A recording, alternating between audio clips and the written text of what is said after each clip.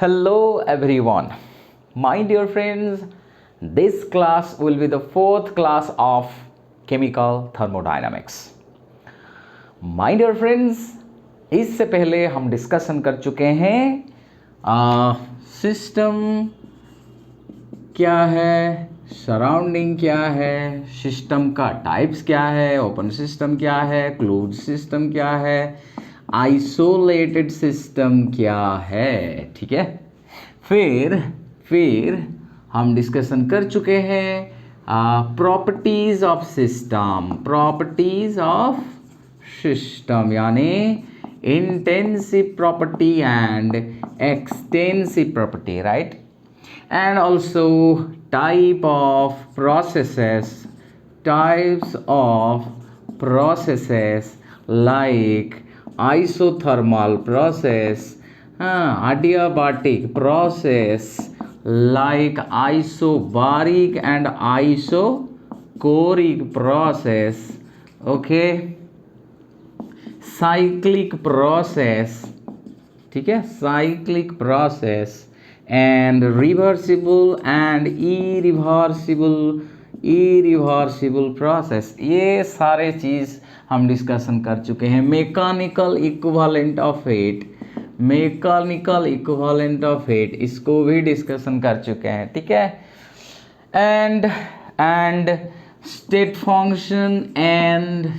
And path function and कैसे also how state functions are exact differential क्या है, inexact differential क्या है, ये सारे चीज़ों के बारे में हम डिस्कशन कर चुके हैं, ठीक है। तो आज इस क्लास में हम थोड़ा और डीप जाएंगे, टर्मिनोलॉजी के बारे में क्लास हमारा एंड हो गया। अभी हम क्या करेंगे, work done of the body के बारे में डिस्कशन करेंगे। एंड माय डियर फ्रेंड्स, जो ये सारे प्रोसेसेस हम डिस्कशन करते थे तो उसमें क्या हो रहा था माय डियर फ्रेंड्स, चलिए देखते हैं। हर एक प्रोसेस यानी आइसोथर्मल, आइसोकोरिक, आइसोबारिक प्रोसेस को अगर एक ही ग्राफ में रखना चाहेंगे तो हम P वर्सेस V ग्राफ लेंगे। P वर्सेस V ग्राफ में अगर ये पॉइंट हमको P1 एंड V1 करके पॉइंट इंडिकेट करता है तो अभी हम क्या करेंगे, P वर्सेस V ग्राफ में अगर ये line parallel to V axis ले रहे हैं, इसका मतलब वॉल्यूम चेंज होता जा रहा है लेकिन प्रेशर का चेंज नहीं होता है, यानी ये हमको आइसोबारिक प्रोसेस के बारे में इंडिकेट करता है। ठीक उसी तरह कुछ लाइन में ऐसे लूँ जो प्रेशर एक्सिस को पैरेलल होता है, यानी प्रेशर बढ़ता जा रहा है लेकिन वॉल्यूम कांस्टेंट है, इसीलिए ये जो लाइन हमको आइसोकोरिक प्रोसेस को इंडिकेट करता है, ठीक है। ठीक उसी तरह और दोनों जो प्रोसेस है, और दो प्रोसेस एडियाबैटिक एंड आइसोथर्मल इधर एंड एडियाबैटिक इधर आ जाएंगे, आइसोथर्मल प्रोसेस इधर एंड एडियाबैटिक प्रोसेस इधर आ जाएंगे। कैसे माय डियर फ्रेंड्स, क्योंकि आइसोथर्मल प्रोसेस में टेम्परेचर कांस्टेंट रहता है। वो क्योंकि वो इसका temperature, that means isothermal process में सिस्टम क्या करता है, सराउंडिंग से हीट ऑब्जर्व करता है टेम्परेचर को कांस्टेंट रखने के लिए।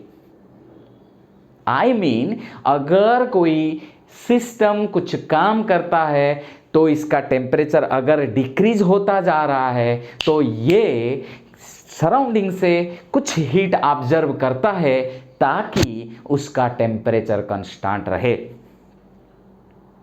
राइट। उसके हिसाब से उसका प्रेशर भी थोड़ा ऊपर रहता है। और आगे जाके हम देखेंगे वर्क डन में आइसोथर्मल प्रोसेस में कैसे ज़्यादा पी एंड ज़्यादा वी, ज़्यादा जिधर प्रेशर रहता है उधर ज़्यादा वर्क डन रहता है। तो इसीलिए आइसोथर्मल प्रोसेस में जब हम वर्क डन के बात करेंगे और इसका प्रेशर के बात करेंगे, सेम वॉल्यूम में एडियाबैटिक और आइसोथर्मल का प्रेशर के बारे में हम कंपेयर करेंगे तो आइसोथर्मल प्रोसेस में ही ज़्यादा प्रेशर रहेगा क्योंकि इसका टेम्परेचर ज़्यादा रहेगा और कांस्टेंट रहेगा। कैसे कांस्टेंट रहेगा? इसका जो टेम्परेचर काम करने के कारण डिक्रीज हो रहा था वो सराउंडिंग से हीट ऑब्जर्व करेगा और टेम्परेचर को कांस्टेंट रखेगा क्योंकि आइसोथर्मल प्रोसेस है। आइसोथर्मल प्रोसेस में टेम्परेचर घटता नहीं है, इसीलिए प्रेशर को घटता हम नहीं देख पाएंगे, यानी प्रेशर कमेगा नहीं। इसीलिए एडियाबैटिक एंड आइसोथर्मल प्रोसेस में आइसोथर्मल का कर्व ऊपर रहेगा एंड एडियाबैटिक प्रोसेस अगर काम हो रहा है ये इसका टेम्परेचर घटता जाएगा।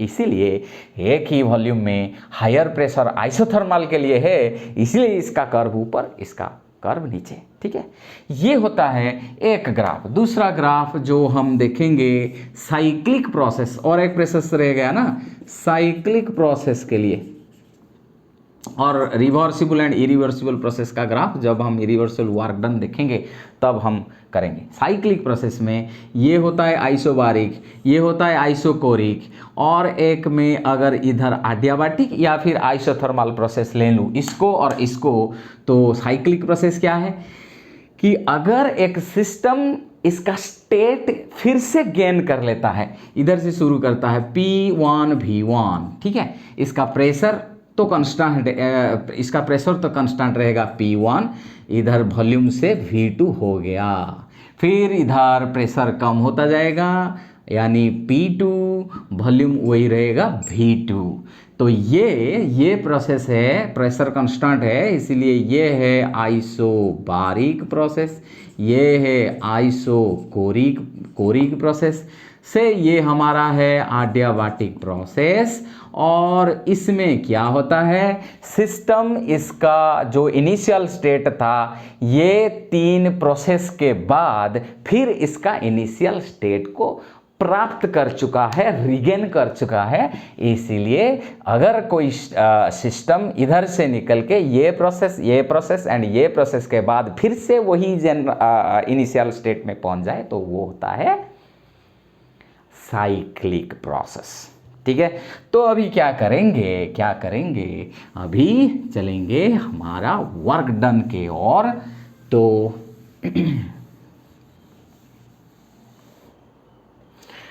हम देखेंगे अभी irreversible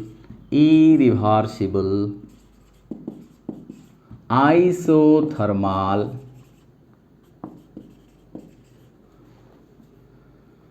expansion means work done in irreversible isothermal expansion। ठीक है, हाँ, it's clearly visual. Okay, so my dear friends, कैसे इसको एक फॉर्मूला डिराइव करेंगे, इससे पहले हमको पता है कुछ कंसीडर करना है हमको। सोचे ये कंसीडर करते हैं कि ये एक सिलेंडर है फिटेड विथ है फ्रिक्शनलेस पिस्टन, ये एक पिस्टन है और ये पिस्टन के नीचे कुछ गैस मॉलिक्यूल्स है, ठीक है।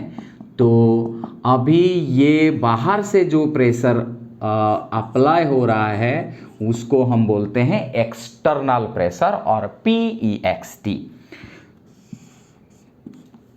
अंदर से जो प्रेशर अप्लाई होता है उसको हम बोलते हैं इंटरनल प्रेशर, PINT करके इसको इंडिकेट करेंगे, PINT इंटरनल प्रेशर।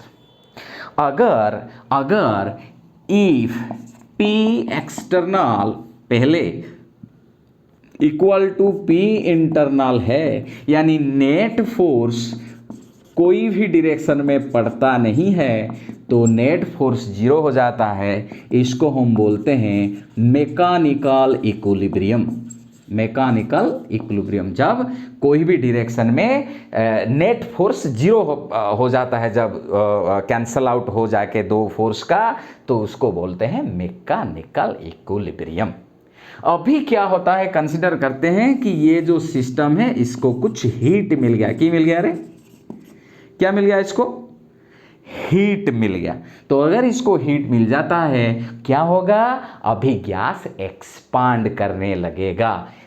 कंसीडर करते हैं कि ये जो गैस पहले, माय डियर फ्रेंड्स, ये जो गैस पहले वॉल्यूम V1 इनिशियल वॉल्यूम में था, जो एक्सपांड करके किधर पहुंचेगा? फाइनल किधर पहुंचेगा?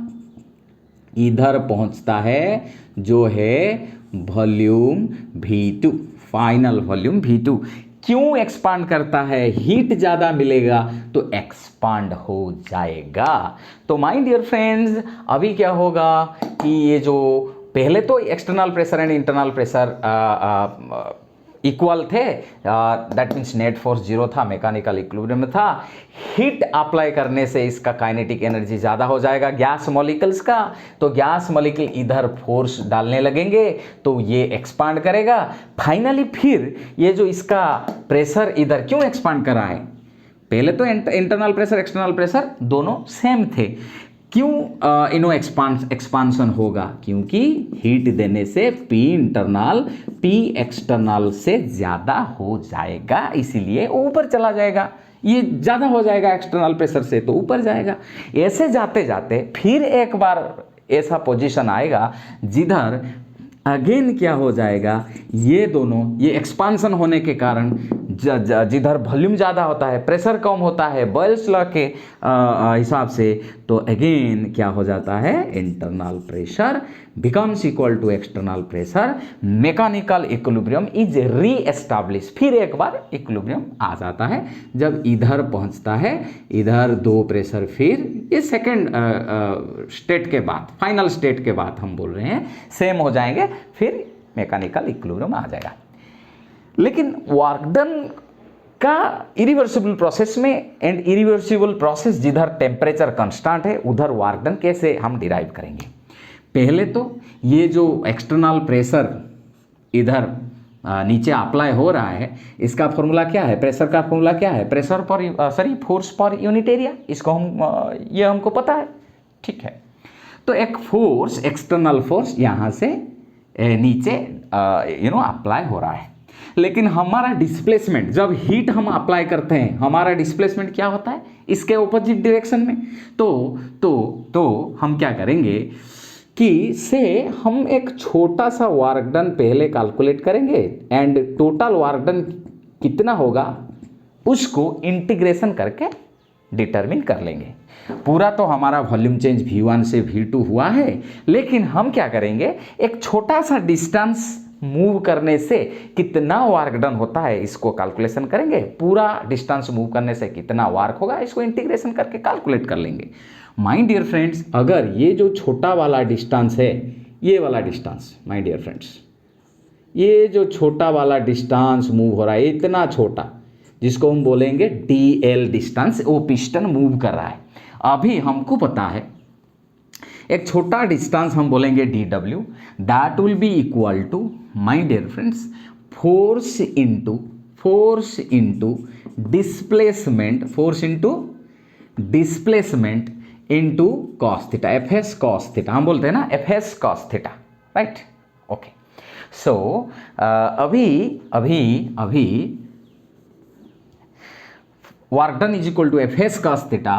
फोर्स यहाँ से जो अप्लाई हो रहा है, फोर्स के जगह फोर्स है, ठीक है, एंड डिस्प्लेसमेंट कितना हो रहा है? DL, एंड कॉस थीटा इधर कितना है? फोर्स ऊपर से होता है, डिस्प्लेसमेंट नीचे से इसके ऑपोजिट डायरेक्शन में होता है, सो थीटा इधर 180 डिग्री होगा, यानी कॉस 180 डिग्री।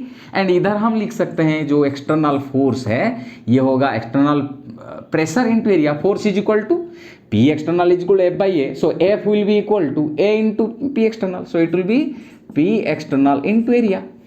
सो इसके जगह इस एफ के जगह हम सब्सटीट्यूट करेंगे, इस एफ के जगह हम सब्सटीट्यूट करेंगे पी एक्सटर्नल इंटू एरिया। इस एफ के लिए लिख रहे हैं P external into area D L into cos 180 is equal to -1. So it becomes again its area into change in length will be change in volume. Area into length is equal to volume. Area into change in length is equal to change in volume. So minus is taken to the left. So the small work done is now P external del V. Right? अब छोटा distance move करने से ये जो dl हमको कितना work done मिलता है? Minus P external del V. अभी क्या करेंगे, पूरा वर्क डन कितना होगा, कैसे कैलकुलेट करेंगे? इंटीग्रेशन कर लेंगे इस dw का. तो ये dw हमको देगा integration p minus P external dv. ये with respect to volume integration हो रहा है, इसलिए लिमिट हम इधर लेंगे v1 टू v2. सो ये कांस्टेंट है, एक्सटर्नल प्रेशर हमेशा कांस्टेंट होता है. ये जो काम हो रहा है, ये जो वर्क डन हो रहा है, इसको हम बोलते हैं work done by the body और वर्क ऑफ एक्सपांसन. लिखे हैं ना, क्यों एक्सपांसन? क्योंकि वॉल्यूम बढ़ रहा है. अगर कोई सिस्टम का वॉल्यूम बढ़ रहा है तो work done by the body. क्या सिंबल आ जाता है work done by the body के लिए? Minus. Work done by the system, that is negative. So the integration is with respect to volume, so it will be a constant that will be taken out of the integration. So dv ये होगा and इसका limit रहेगा v1 to v2, so it will be minus p external. dv का integration है v, तो limit रहेगा v1 to v2. so finally it will be minus p external v2 minus v1 और change in volume के तहत हम लिख सकते हैं finally W is equal to minus P external del V. और work done by the body, अगर इस थ्रू आउट द इक्वेशन अगर हम माइनस मल्टीप्लाई कर लेंगे, ये हो जाएगा माइनस W, यानी work done by the body is equal to minus W, मतलब work done by the body it will be equal to P external del V. It will be equal to P external into del V. Is it clearly visible to you, my dear friends? Yeah, it is very clearly visible to you. So now my dear friends, अभी क्या करेंगे, जो इधर formula हमको मिल गया है minus W P external del V, ये जो फॉर्मूला है minus P external V two minus V one, यानी डब्ल्यू ये भी एक जो फॉर्मूला है, इसको भी हम क्या कर सकते हैं? अरे फर्दर डेवलप कर सकते हैं. इसको कैसे फर्दर डेवलप करेंगे? क्योंकि ये जो हमको पता है ना, फॉर आइडियल गैस, हाँ अभी जो हम टेम्परेचर कांस्टेंट के बारे में कंसीडर करते हैं आइसोथर्मल प्रोसेस, यानी इधर ये जो सिस्टम में और ये सिलेंडर में जो गैस है वो आइडियल गैस है, ये कंसीडर करते हैं पहले. जब वैन डर वाल्स गैस आएगा, जब रियल गैस आएगा, इसके लिए क्या चेंज होता है इसको भी पढ़ना है आगे जाके.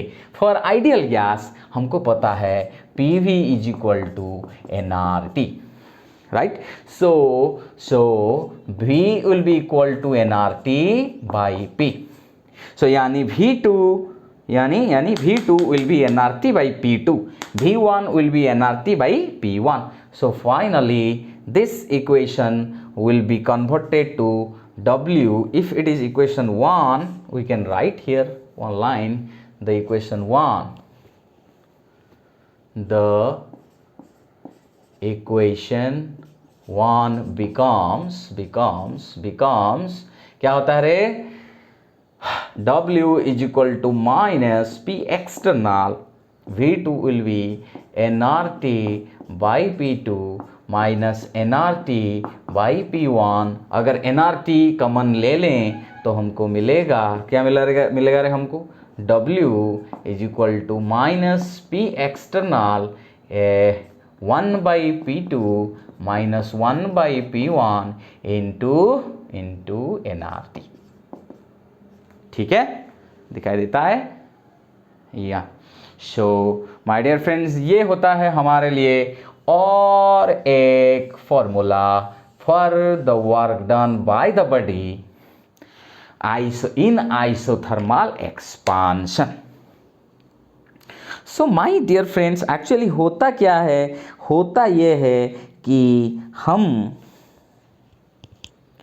ये जो प्रॉब्लम सब डिराइव करते हैं, ये प्रॉब्लम को अगर ये जो फॉर्मूला को हम डिराइव करते हैं, इसको लेके अगर 2-4 न्यूमेरिकल्स कर लेंगे तो फिर ये हमको कंसेप्चुअली क्लियर कर देगा। इसको आप एक ले सकते हैं स्क्रीनशॉट, और फिर मैं भी ले लेता हूँ, ये भी अच्छा रहेगा, मैं भी एक ले लूँ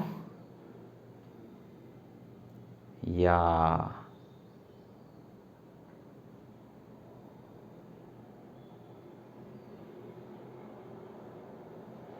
yes. Okay my dear friends, अभी इसको लेके हम क्या करेंगे, इसको लेके हम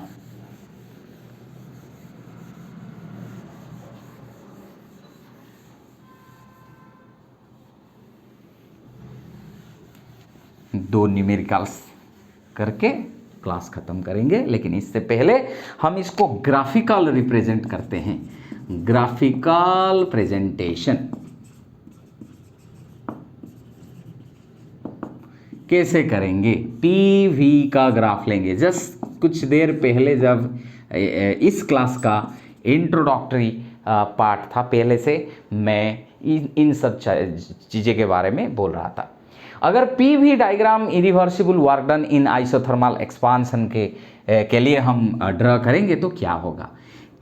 चलिए सोचते हैं कि ये initial pressure and initial volume को इंडिकेट करता है। Initial pressure and initial volume, initial state में गैस का जो प्रेशर एंड जो वॉल्यूम था, ये पॉइंट हमको इंडिकेट करता है।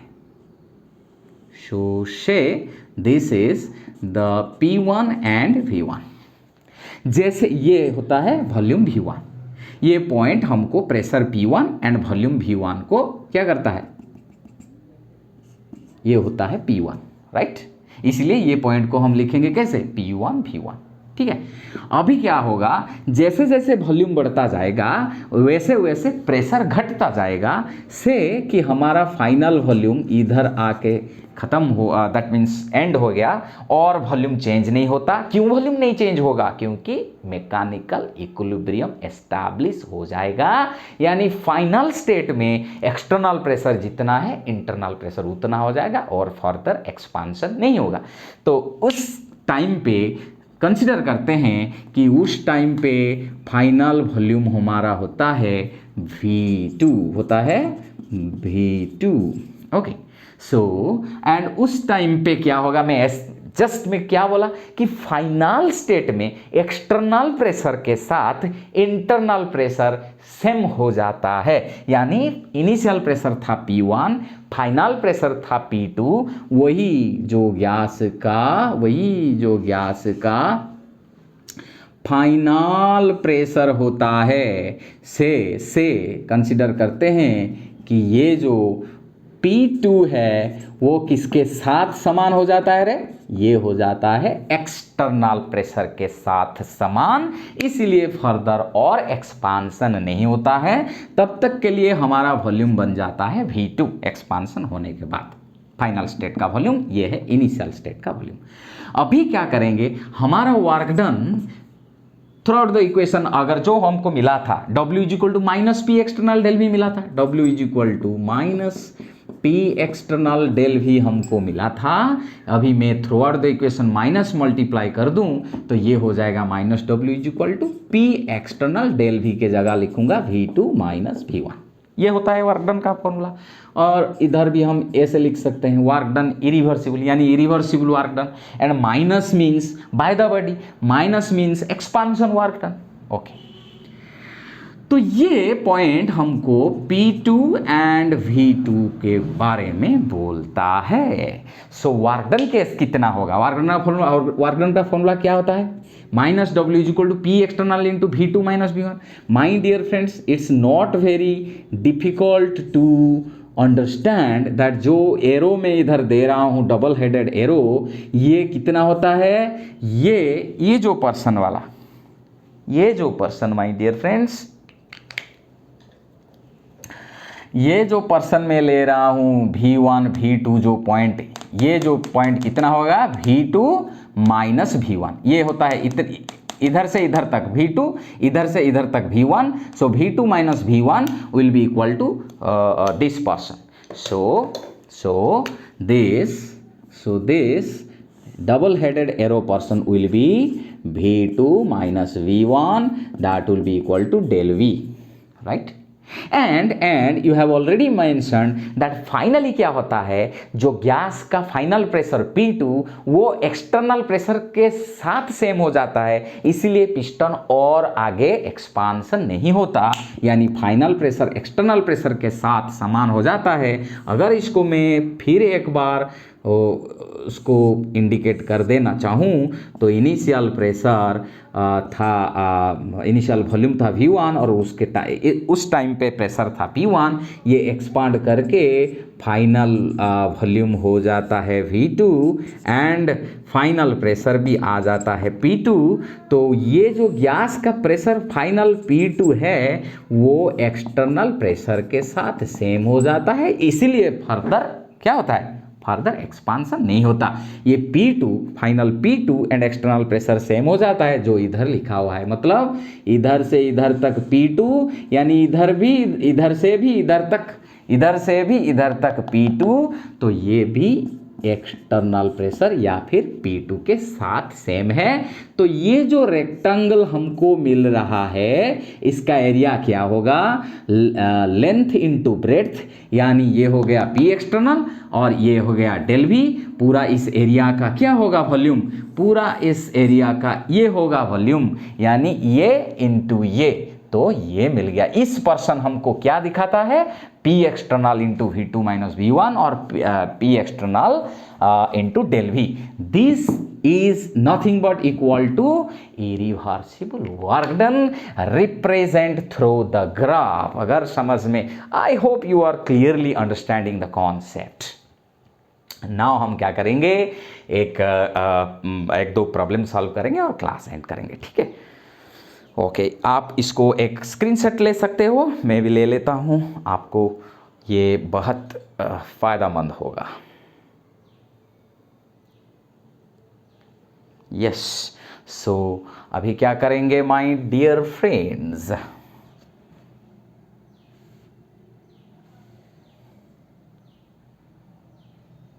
न्यूमेरिकल्स के लिए क्या क्या ज़रूरत है, जब ज़रूरत पड़ेगा तो फिर एक बार ड्रा करेंगे।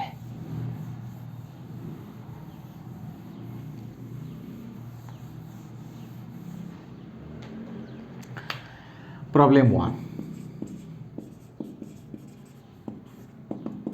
सिंपल सा प्रॉब्लम करेंगे और इसके बाद एक स्टैंडर्ड प्रॉब्लम कर लेंगे और क्लास एंड कर लेंगे। My dear friends, okay, so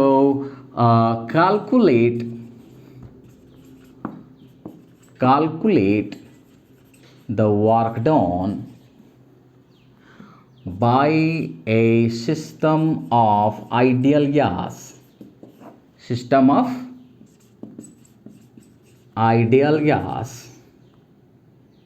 if it expands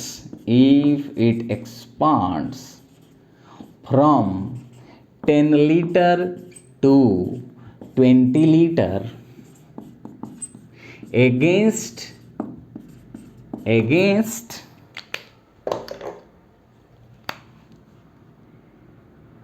an external pressure,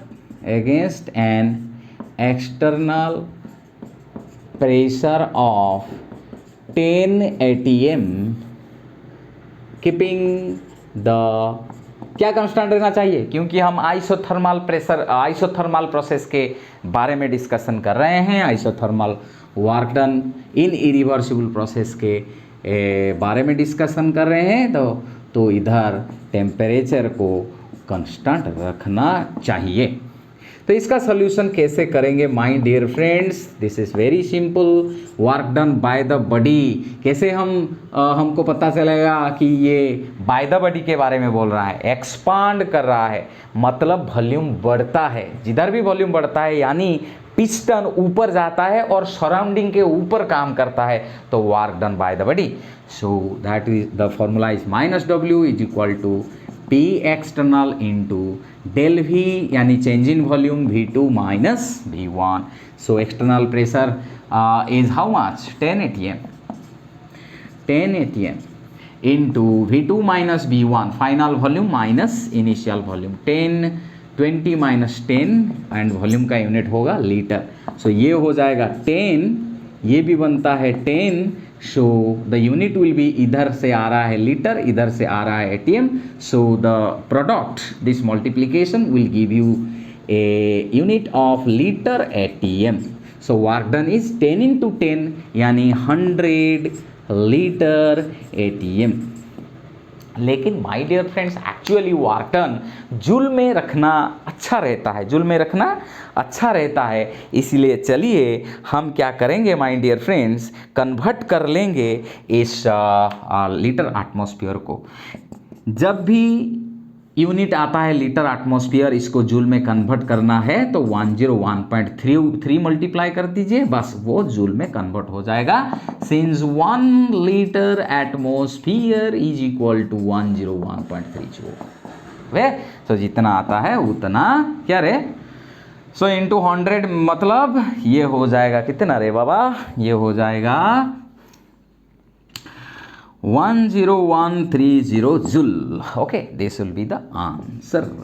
Work done by the body will be this much joule. Okay, now हम चलेंगे सेकंड न्यूमेरिकल्स के ओर। ये तो था थोड़ा सिंपल, और जब हम थोड़ा कॉम्प्लेक्स प्रॉब्लम को सॉल्व करेंगे तो थोड़ा माइंड अप्लाई करना पड़ेगा। ये था problem 1।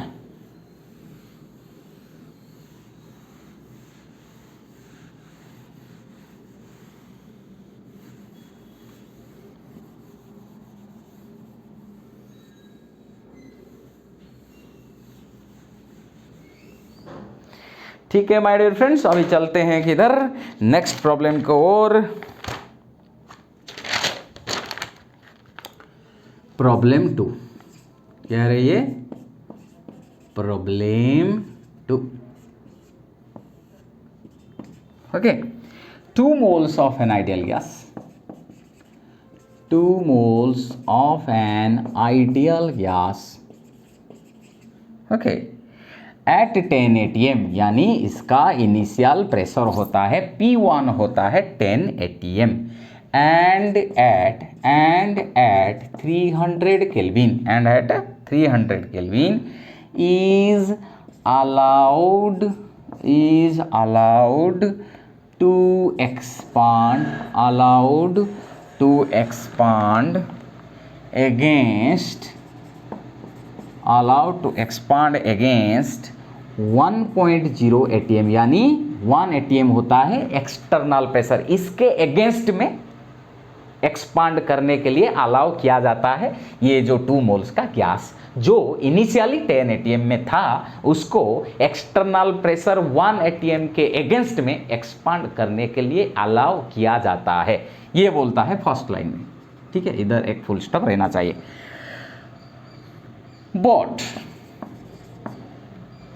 But the piston was stopped. But the piston was stopped. But the piston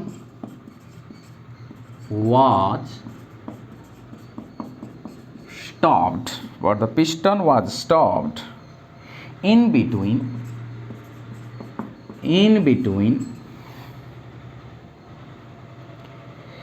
before reaching mechanical equilibrium. Before reaching mechanical equilibrium यानी कब कब मैकेनिकल इक्विलिब्रियम कब होने वाला था?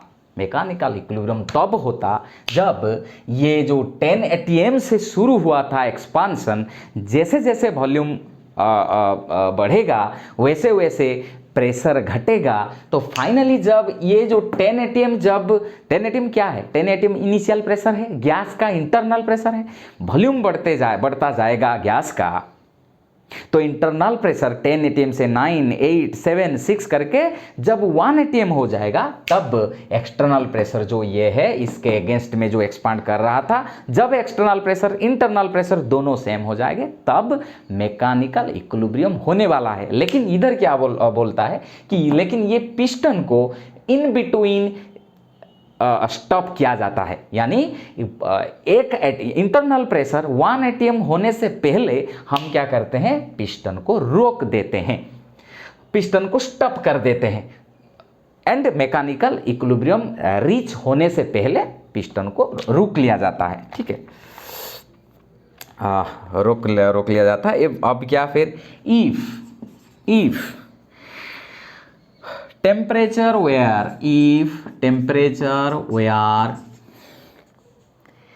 maintained constant, temperature were maintained constant through the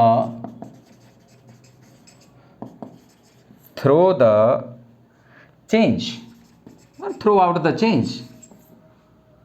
throughout the change, and system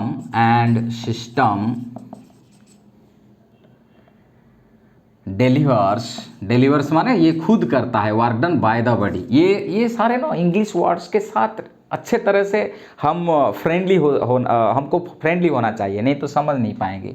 and system delivers और system does 748.26 joule of work, इतना work by the body होता है जब तक के लिए इन बिटवीन मैकेनिकल इक्विलिब्रियम होने से पहले जब पिस्टन को रोक लिया जाता है, तब तक के लिए इतना काम सिस्टम कर लेता है, यानी इतना काम work done by the body हो जाता है।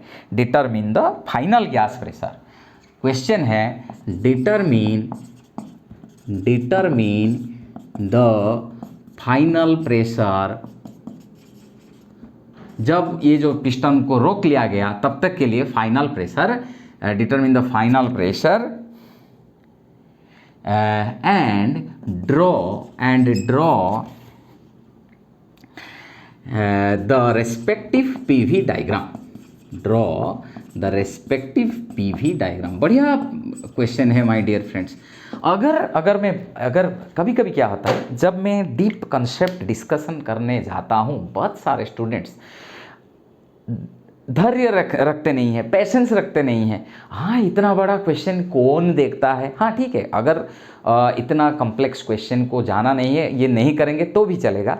अगर आपको अदर कॉम्पिटिटिव लाइंस में जाना है, जैसे कि हमको बैंकिंग में जाना है, क्लरिकल में जाना है, रेलवेज में जाना है, तो केमिस्ट्री को इतना डीप पढ़ने का भी ज़रूरत नहीं है। बस आप जो पहले प्रॉब्लम 1 तक वीडियो देखिए और आगे जाने का ज़रूरत नहीं है। अगर आपको केमिस्ट्री को लेके कुछ करना है, केमिस्ट्री में आप पैशनेट है, तब थोड़ा आप फोकस कीजिए इस टाइप का प्रॉब्लम से, आपका एक्सपांशन हो जाएगा, आपका प्रॉब्लम सॉल्विंग एबिलिटी भी बढ़ जाएगा और आप अच्छे करेंगे एंट्रेंस में। तो चलिए शुरू करते हैं, कैसे हम इसको सॉल्यूशन करेंगे। पहले तो हम अभी ये जो फॉर्मूला है, इसमें फाइनल प्रेशर है, इनिशियल प्रेशर है, ठीक है ना, ये वाला फॉर्मूला हमको ज़रूरी है, क्योंकि जब हम ये फॉर्मूला अप्लाई करते हैं -W = -P external del V, इस फॉर्मूला में ओनली एक्सटर्नल प्रेशर है, यानी फाइनल प्रेशर है। यानी जब फाइनल स्टेट में इनिशियल प्रेशर जब फाइनल स्टेट में external pressure and internal pressure same हो जाता है, मैकेनिकल इक्विलिब्रियम आ जाता है, तब तक के लिए, और वो जो फाइनल स्टेट के लिए ही ये फॉर्मूला अप्लाई किया जा सकता है। जब इनिशियल प्रेशर और फाइनल प्रेशर दोनों का ज़रूरत हो तब हम इस फॉर्मूला का अप्लाई करते हैं।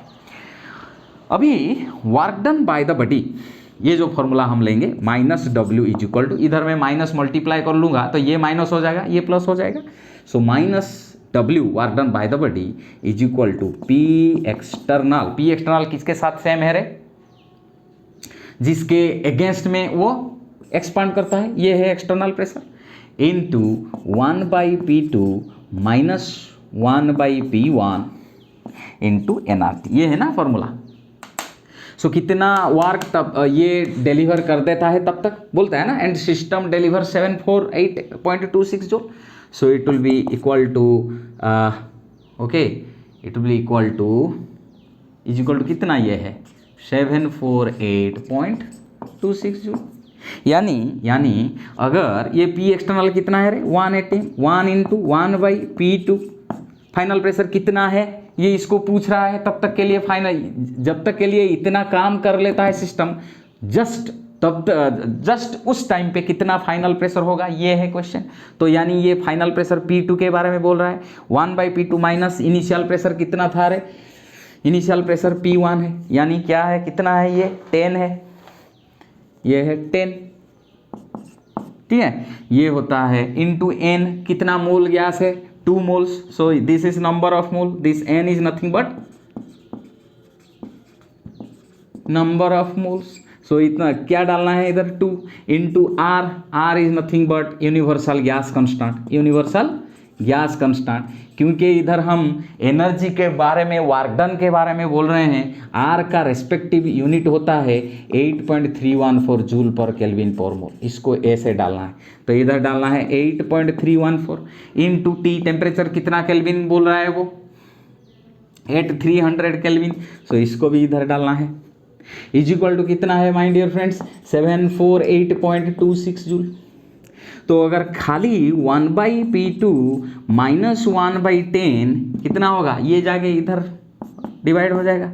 सो ये हो जाएगा 748.26/2 इंटू 8.314 इंटू 300। ये आता है आपके लिए, ये आता है आपके लिए 0.15, ठीक है, ये आता है 0.15। इसका मतलब ये है, तो खाली इसको सॉल्व करेंगे ये वाला और ये वाला, तो फाइनल प्रेशर आपके लिए आ जाएगा कितना आता है रे 4 atm। ये वाला इक्वेशन को सॉल्व कर लेंगे तो फाइनल प्रेशर तब तक के लिए जो पूछ रहा था ये आ गया हमारा आंसर। फाइनल प्रेशर तब तक के लिए हो जाएगा 4 atm। क्यों 4 atm? क्योंकि अगर मैकेनिकल इक्विलिब्रियम एंड तक हम जाते तो डेफिनेटली जो एक्सटर्नल प्रेशर 1 atm के अगेंस्ट में एक्सपांसन हो रहा था, तो इनिशियल प्रेशर और internal pressure of the gas and में मैकेनिकल इक्विलिब्रियम रीच होता तो वो इंटरनल प्रेशर भी 1 atm, एक्सटर्नल प्रेशर भी 1 atm हो जाते। लेकिन इधर लिखा हुआ है but the piston was stopped between, बीच में रोक लिया जाता है मैकेनिकल इक्विलिब्रियम रीच होने से पहले। तो जब रोक लिया गया तब तक के लिए फाइनल प्रेशर कितना है, निकल के आ गया 4 atm। इसको हम एक पीवी डायग्राम में रिप्रेजेंट करेंगे।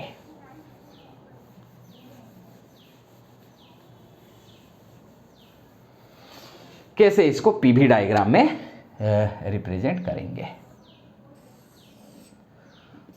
PV diagram, PV diagram. My dear friends, क्या करेंगे, इधर लेते हैं प्रेशर, इधर लेते हैं वॉल्यूम। इनिशियल प्रेशर से इधर था 10 atm, ठीक है, ये एक है, जिधर वॉल्यूम था V1, और ये होते होते फाइनल प्रेशर जो होता, तो फाइनल प्रेशर क्या हो जाते रे, फाइनल प्रेशर तक वॉल्यूम कितना हो जाता V2, और उस तक उस टाइम पे हो जाता प्रेशर P2 जो कि एक्सटर्नल प्रेशर के साथ समान होता। इससे पहले जब मैं फॉर्मूला डिराइव किया, जो ग्राफ में ड्रॉ किया था, ये है वो ग्राफ, लेकिन इसके हिसाब से ये ग्राफ सही नहीं है। कौन सा गलत हो गया इधर? क्योंकि हम पूरा फाइनल प्रेशर तक जाते हैं, यानी मैकेनिकल इक्विलिब्रियम रीच होने तक क्या होता, वो ग्राफ ये है।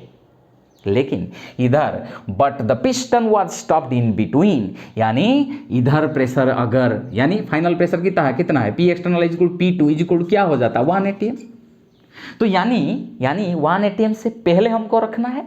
तो अगर ये 1 atm है तो 4 atm तकरीबन इधर तक होगा। तो ये जो पॉइंट है ये बनता है 4 atm, यानी जो फाइनल प्रेशर हमारे लिए निकल के आता है जब मैकेनिकल इक्विलिब्रियम रीच होने से पहले पिस्टन को रोक लिया जाता है, तो ये होता है 4 atm। तो तब तक के लिए कितना काम होगा, बस उतना ही। अगर इधर तक आ जाता, इधर अगर और एक्सपांशन होता जब तक के लिए मैकेनिकल इक्विलिब्रियम रीच हो जाता फाइनल स्टेट में, तो पूरा ये भी काम में आ जाता, मतलब पूरा ये फाइनल वर्क डन होता। लेकिन इधर हम 4 atm तक रख लेते हैं। 4 atm जब पहुंचता है तब हमारा पिस्टन रोक गया है, और इसीलिए काम बस इतना होगा, ये ड्रॉ करेंगे नहीं, ठीक है। इतने तक ही हमारा, यानी ये इधर बीच में वॉल्यूम जो है रोक लिया जाता है, वर्क डन इतना ही होता है, ठीक है। इसलिए इसको और थोड़ा अच्छी तरह से ड्रा कर लेंगे और इसका एक स्क्रीनशॉट ले लेंगे आपके लिए। तो वर्क डन कितना होगा रे, वर्क डन कितना होगा माय डियर फ्रेंड्स, ये होता है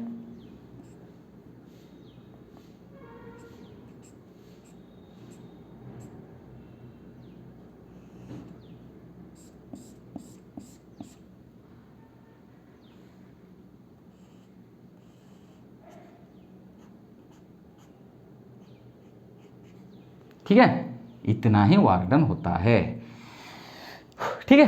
ये होता है आपके लिए graph for the respective question. So I hope you enjoyed the class a lot. In case you actually didn't enjoy, mention me in the group and mention me what improvement should I bring in my teaching. I am desperately waiting for your response. Thank you so much, my dear friend. We'll see in the next class. Keep supporting me. Inform your friends about our app so that we will together excel in the field of chemistry. Bye bye.